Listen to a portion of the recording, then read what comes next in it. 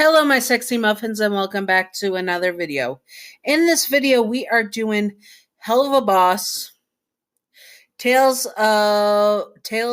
Oldest Time, Part 3, finally.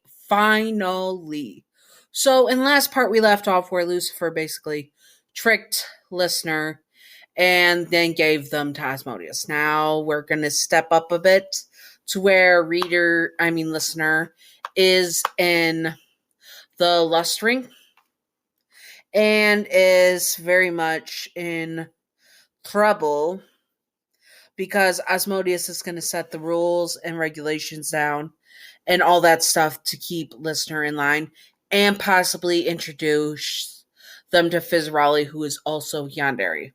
And Asmodeus knows he's Yandere as well, so it's already okay with that. So, first with rules and stuff and all that good stuff. And yes, so disclaimer. Fizz and Asmodeus are a canon couple. This is just for fun and not to be taken seriously at all. Simping for fictional characters in Yanderes is fine, just do not be illegal or gross about it. Yanderes are not ideal partners to have in real life and all that good stuff. Also remember to separate fiction from reality and headcanon from canon, and let's do this. So, you glared up at Asmodeus as you are sitting on his very large couch in his very large penthouse tower thing. And you look at him as he looks at you. There are going to be some rules. Your name, he says, looking down at you. Now I know that you are not wanting to be here, but you are mine and you are going to stay mine. I'm not going to force you or do anything I'm looking for the right words, he says. I'm not going to do anything that you are not comfortable with, but you also are not allowed to leave. That is BS, you snap at him, glaring at him hatefully. I know it is BS to you, but to me, it is what is needed to be done for me to court you, he says. Now, first rule, you are not allowed to leave the tower alone. What? I can't even leave alone? You demand. Of course you cannot. I cannot trust you to run off back to the has-been hotel, or worse, somewhere I won't know where you are, he says. Also, you are a fallen angel. That means you are a great easy target in hell, and you could be easily hurt or worse, he says, and you look away. You were once a human, so you were, unlike Lucifer and other angelic beings, able to be unalived. Now, that is the first rule.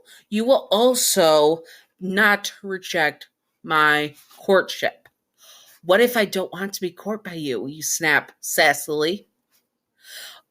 Your name. I love you. I love you more than you will ever understand. But you have to at least try. I don't want to try, you snap at him, glaring. Well, I'm the only option you will have, and so will Fizz be your only other option. But we both will be sharing you, so either way, you are stuck with us, he says. I hate you, Asmodeus, you say under your breath, and he continues with the rules. Rules that you weren't allowed to basically leave the tower, rules that were basically bowl hucky, and you were stuck with Asmodeus, having to accept his romance, but if he crossed a line where you weren't comfortable intimately with him, that you were allowed to say no, and he would stop. At least he was respecting that boundary. But he will handhold and hug you as much as he pleases. You did not like that all that much. And you wonder who this Fizz was. Who the heck was Fizz? And what did he have to do with any of this? Finally, the rules were all laid out, and a contract appeared in front of you. What is this, you ask him? As you heard of the rules and such, you have to sign this contract. It will bind you to me and seal this deal. I'm not signing anything to seal me to you, you say, slapping the contract away, but it readjusted right back into the form of place. You glare at it. You have to sign it. It will provide you my protection and will keep you safe no matter what. Is this like some forced marriage contract? If you need to read it, you can, he says. You sighed and against your better judgment, just signed it to get it over with. The wedding will be in a few months. What? I thought you were joking, you said, standing to your feet. You should have read the contract. You should have been honest with me. You should have not married another man, he snaps back. And you shut up. There was no denying that you rejected his feelings of being with him. But hell, you should be allowed to reject who you want and that to be respected. But of course, it is very, very complicated. You sit down and he puts the contract away, sealing it somewhere where you would never be able to get to break it. Once that was done, he sits down next to you and places a hand on your knee. You try to move away, but he does not let you. Your name. I know this is a lot of an adjustment, but I do love you, and I know you will love me eventually. I know this is not fair to you or anything of the sorts, but you will understand my love soon enough. I hate you, Asmodeus. I hope that you burn one day, you say to him bitterly, and he moves his hand away from you, kisses your cheek. I have to go pick up Fizzarelli. You are not allowed to leave the tower. Remember the contract, he said. And what happens if I break the contract? He stares at you for a long moment. You would rather not find out, he said in a way that made you shudder. The way he said and looked at you told you that there would be severe consequences, and you couldn't even imagine what those would begin to be. You throw yourself on the couch, grab a pillow, and scream into the pillow as you hear him leave.